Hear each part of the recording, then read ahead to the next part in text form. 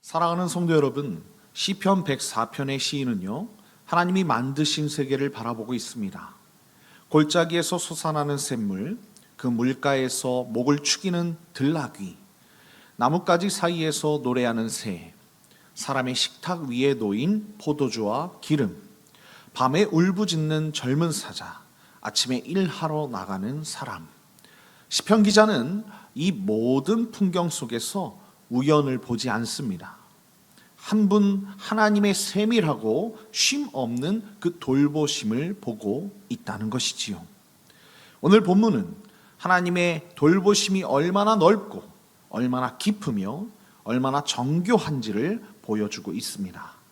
오늘 이 말씀을 통해서 우리가 함께 묵상하고 은혜를 나누는 시간을 갖겠습니다. 자, 그렇다면 하나님은 아무도 돌보지 않는 곳의 생명을 어떻게 살리시고 계시는가?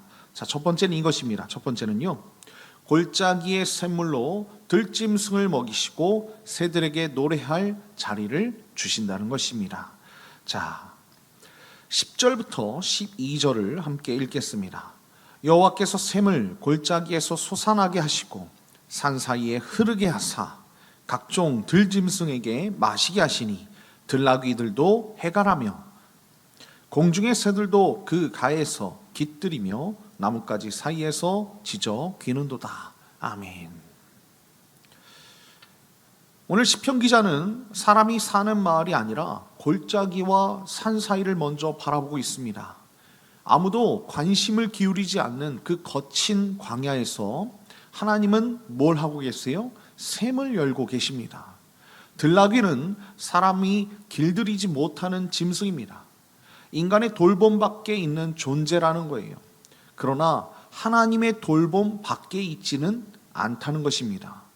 하나님이 솟게 하신 그 물로 들나귀는 타는 듯한 갈증을 풀고요, 공중의 새들은 그 물가에 깃들어서 나뭇가지 사이에서 노래하고 있는 모습을 지금 볼 수 있습니다. 구약에서 샘은 생명이 위협받는 자리에 새롭게 공급되는 은혜의 표지입니다. 시편 기자는 그 샘의 배후에서 하나님의 일하심을 바라보고 있다는 거예요. 사랑하는 성도 여러분, 우리의 삶에도 메마른 골짜기 같은 자리가 있습니다. 아무도 알아주지 않는 수고의 자리, 눈물을 감추고 버티는 자리, 앞이 보이지 않는 자리가 분명히 있다는 거예요. 그러나 들나귀의 갈증까지 아시고 채워주시는 우리 하나님께서 우리의 그 자리를 모르실 리가 없다는 것을 여러분들이 믿으시길 예수님의 이름으로 축원드립니다. 보이지 않는 곳에도 이미 샘을 예비하시고 하나님의 그 돌보심으로 우리와 함께 하신다는 것을 여러분들이 믿음으로 바라보시길 예수님의 이름으로 축원드립니다. 자, 하나님의 돌보심은 생존을 위한 것에 그치는가? 아니겠지요. 자, 두 번째는 이것입니다. 두 번째는요, 사람에게 기쁨을 주시고 약한 피조물에게 거처를 마련해 주신다는 거예요. 자, 13절과 14절을 읽어보겠습니다. 그가 그의 누각에서부터 산에 물을 부어 주시니 주께서 하시는 일의 결실이 땅을 만족시켜 주는도다. 그가 가축을 위한 풀과 사람을 위한 채소를 자라게 하시며 땅에서 먹을 것이 나게 하셔서. 아멘. 여러분, 하나님은 높은 누각에서부터 산에 비를 부어주십니다. 그래서 땅이 만족한다라고 말씀하고 있지 않습니까?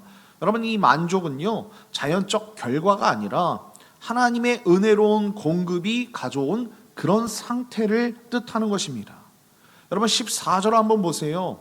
하나님은 가축을 위한 풀과 사람을 위한 채소를 구분해서 자라게 하시는 거예요. 가축이 먹는 풀은 스스로 자라나게 하지만 사람이 먹을 것은 노동을 통해 얻도록 하셨다는 것입니다. 여러분, 이것은 사람의 노동이 창조 질서 안에 내재된 거룩한 방식임을 보여준다는 것입니다. 여러분, 15절을 읽어보겠습니다. 15절입니다. 사람의 마음을 기쁘게 하는 포도주와 사람의 얼굴을 윤택하게 하는 기름과 사람의 마음을 힘있게 하는 양식을 주셨도다. 아멘. 하나님의 공급은 빵, 곧 생존의 차원에서 멈추지 않습니다. 포도주는 기쁨을, 기름은 윤택함을, 양식은 힘을 준다는 거예요. 하나님은 우리를 목숨만 부지하는 존재로서 만드신 것이 아니라는 것입니다. 삶을 기뻐하고 감사하며 누리는 존재로 우리를 창조하신 줄 믿습니다. 자, 16절부터 18절입니다. 16절부터 18절 읽겠습니다. 여호와의 나무에는 물이 흡족하며 곧 그가 심으신 레바논 백향목들이로다. 새들이 그 속에 깃들이며 학은 잣나무로 집을 삼는도다. 높은 산들은 산양을 위하며 바위는 너구리의 피난처로다. 아멘.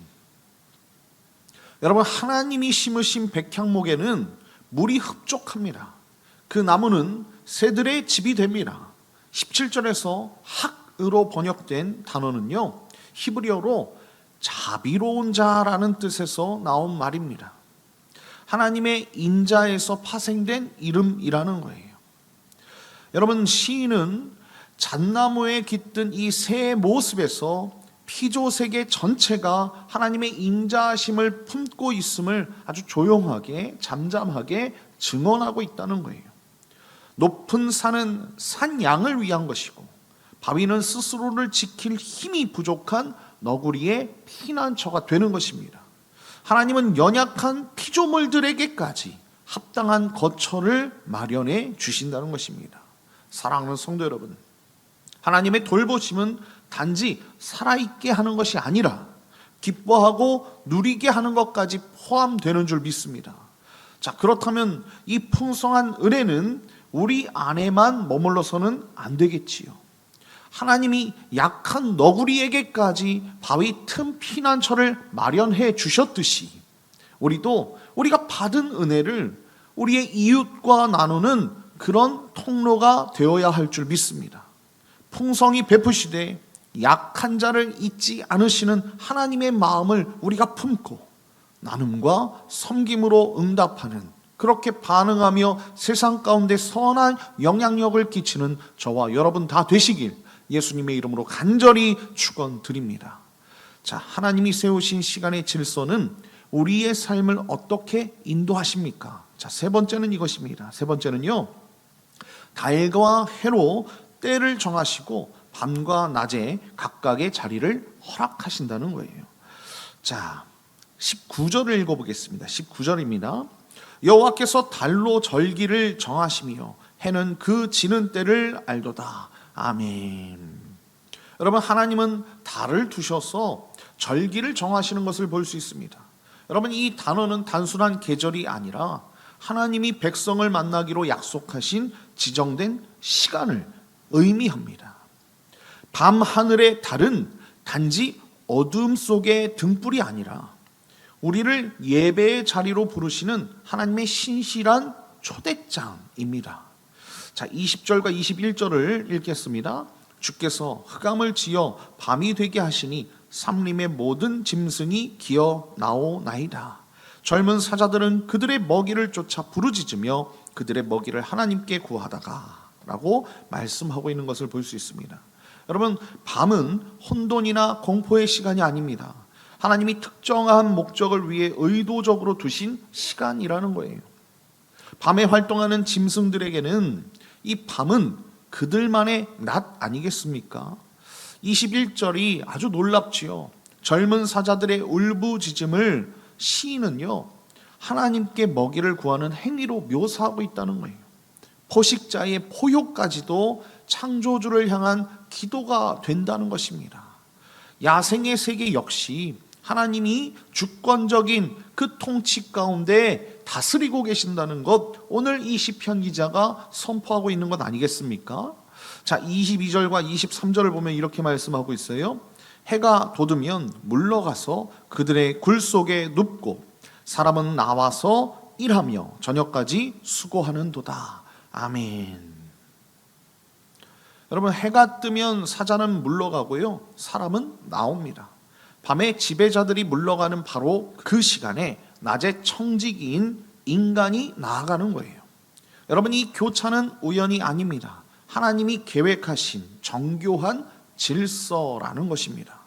각 피조물에게는요, 활동할 때와 쉴 때가 있고 그 모든 때가 하나님의 이 손 안에 있다는 거예요.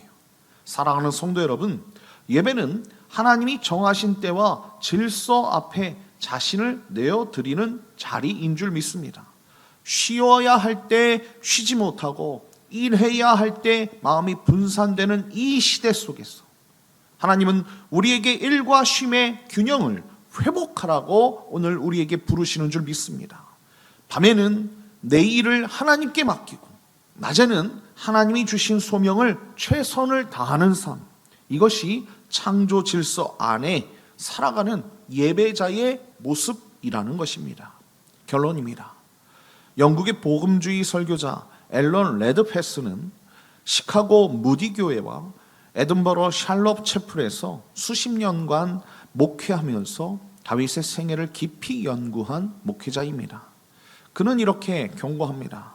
신자는 하나님의 은혜로 큰 유혹을 잘 감당해내고 대적의 맹렬한 공격을 굳건히 막아내고 나서 작은 바늘에 찔린 상처에 어처구니 없이 넘어지기도 한다.